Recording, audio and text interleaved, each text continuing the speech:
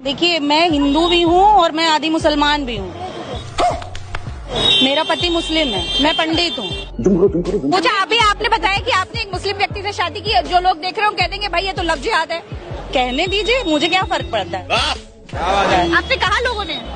बहुत लोग, देखिए जिसकी जितनी अकल है वो उतनी ही बात करेगा। मैं तो ये सोचती हूँ, मुझे किसी के कहने सुनने से अगर फर्क पड़ रहा होता तो मैंने शादी ही नहीं की होती। वाह दीदी, वाह दीदी। कि अगर आपने मुसलमान से शादी की तो फिर आप बिंदी क्यों लगाती? ये सवाल लोग कहते हैं। मेरी चॉइस है, मैं मन है बिंदी लगा रही हूँ, नहीं मन है नहीं लगा रही हूँ। आपको कोई रोकता टोकता है? नहीं, मुझे कोई नहीं रोकता टोकता। जब मेरा मन घर में मंदिर है? मंदिर है, आपके घर मेरे में? पति ने बनवाया है।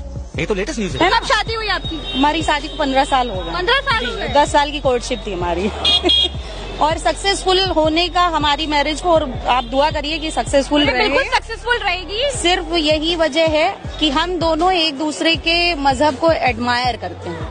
बात तो सही है ना, ये नहीं कि वो हमारे साथ नहीं है हम उनके साथ नहीं है। वो हमारे तीर्थ स्थान भी जाते हैं, हम उनकी ईद भी मनाते हैं, उनके कल्चर भी हम फॉलो करते हैं, वो भी हमारे कल्चर फॉलो करते हैं। शाबाश बेटा। हम शादी कहाँ की थी? मंदिर में या फिर दोनों जगह। अच्छा, हाँ। कैसे की? मैं जानना चाहूंगी, मुझे बड़ा अच्छा लग रहा है आपसे। पहले आर्य समाज से की, फिर निकाह पढ़ा, फिर कोर्ट मैरिज की। क्या बात है। चलिए, और आपने आपका नाम नहीं बदला? नहीं, है ना? नहीं, मेरे हस्बैंड ने मुझे फोर्स भी नहीं किया। मैं अपना नाम भी चलाती हूँ और उनका सरनेम मैंने अपनी मर्जी से लगाया है, उन्होंने फोर्स नहीं किया मुझे। सही इज राइट।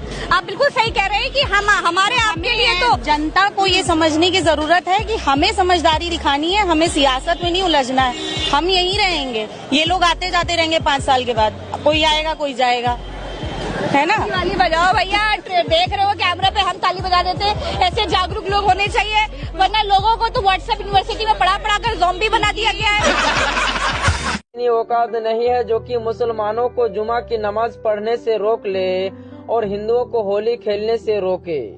तो चलिए दोस्तों, इतना ही नहीं, हमारे इस मुस्लिम भाई का भी आगे क्या कहना है, तो आप लोग इसी तरह वीडियो में आखिर तक बने रहे। तो करते हैं वीडियो को स्टार्ट। उन्होंने इस तरह से बोला है कि 52 बार जुमा आता है और होली एक बार आता है। ये सीओ है, हमको तो लगता है कि फर्जी सीओ है। इस तरह का बयान से, अरे संभल के डीएम ने आदेश दिया है कि किसी तरह का बयानबाजी नहीं करने के लिए, और ये इस तरह की बयानबाजी क्यों कर रहा है? सीओ तो हमको फर्जी सीओ लग रहा है। डीएम ने मना किया है ना कि बयानबाजी करने के लिए, कि बयानबाजी क्या कर रहा है? और ये कौन होता है लोगों को बताने वाला कि कौन जुम्मा की नमाज पढ़ने जाएगा, कौन होली मनाने जाएगा? ये होता है डिसाइड करने वाला, ये डिसाइड करेगा लोगों को। शांत रखने के लिए तुम्हारी जिम्मेदारी बनती है कि हमारे देश में हिंदू मुस्लिम साथ में रहते हैं, तो अगर मुस्लिम जुम्मा की नमाज पढ़ने जा रहे हैं तो तुम कंट्रोल करोगे कि किस तरह से उनको सेफ्टी हमको मस्जिद तक पहुँचाना है। बात तो सही है। तुम ये डिसाइड करो ना कि किस तरह से हमको सेफ्टी मस्जिद तक पहुंचाना है। देख, रमजान का जुम्मा तो साल में एक ही बार आता है, एक ही महीना में आता है। तो उस जुम्मे को ये लोग छोटी ईद की तरह मनाते हैं ना। अरे हाँ भाई हाँ। तो तुम्हारा फर्ज है ना कि जब लोग जा रहे हैं जुम्मे की नमाज पढ़ने, तो तुम देखोगे कि नहीं वो लोग अपने इबादत गाह में जा रहे हैं, तो हमारी जिम्मेदारी है कि उन लोग को अच्छे से सेफ्टी से वहाँ तक जाए। और सुनिए, हमारे देश में अगर मुहूर्त ऐसे भी होली का 2 बजे के बाद का है, ठीक है? ठीक है।